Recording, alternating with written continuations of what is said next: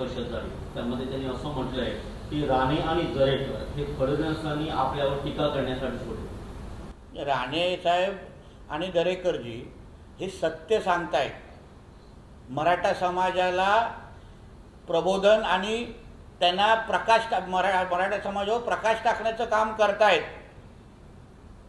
मनोज जरांगेंच्या आंदोलनामध्ये मुळे एक तरी मराठा समाजाच्या तरुणाचा फायदा झाला हे त्यांनी आम्हाला कधीतरी हिशोब द्यावा। मनोज जरांगेंच्या आंदोलनामुळे मराठा समाजाचा कमी आणि मुस्लिम समाजाचा जास्त फायदा झालेला आहे। EWSच्या त्या ह्याच्यामध्ये जेव्हा आता पोलीस भरती निघाली त्याच्यामध्ये 90% हे मुस्लिम समाजाचे लोक होते।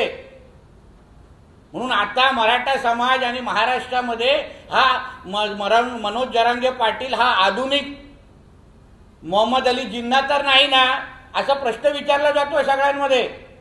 कारण का कुठेही मराठा समाजाचा फायदा होत नाहीये, त्याच्यापेक्षा मुस्लिम समाजाचा जास्त फायदा होतोय।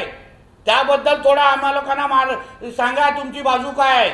तुम्ही नेमकं मराठ्यांसाठी लढताय का मराठ्यांच्या खांद्यावर बंदूक ठेवून मुसलमानांची सेवा करताय हे कधीतरी स्पष्टता येऊन दे। आणि त्यावर अगर आमचे राणे साहेब आमचे दरेकर साहेब अगर बोलत असतील तर मराठा समाजासाठी जेव्हा हे गोधडीत होते ना मनोज जरांगे पाटील, तेव्हा राणे साहेबांनी मराठा समाजाला आरक्षण देऊन दाखवलेलं आहे। तेव्हा आमच्यासारख्या लोकांनी 30-40 मराठा आरक्षणाचे मोर्चे घेतलेले आहेत। मराठा समाजासाठी आम्ही लढलेलो आहे। म्हणून आम्हाला मराठा समाज आणि मराठा समाजासाठी हित हे आम्हाला त्यांनी सांगू नये। तेव्हा तो गोधडीमध्ये होता, आमच्या ऑफिसमध्ये स्वतःची केस काढण्यासाठी उभा राहायचा। म्हणून राणे साहेबांना दरेकरजींना आणि आम्हा लोकांना आव्हान देऊ नको। तुझ्या शाळेतले प्राध्यापक आहेत ते लोक, तू आता नवीन विद्यार्थी जॉईन झालेला आहे आणि पहिलं तू हे सांग की तू मराठ्यांचा आहेस की मुसलमानांचा आहेस।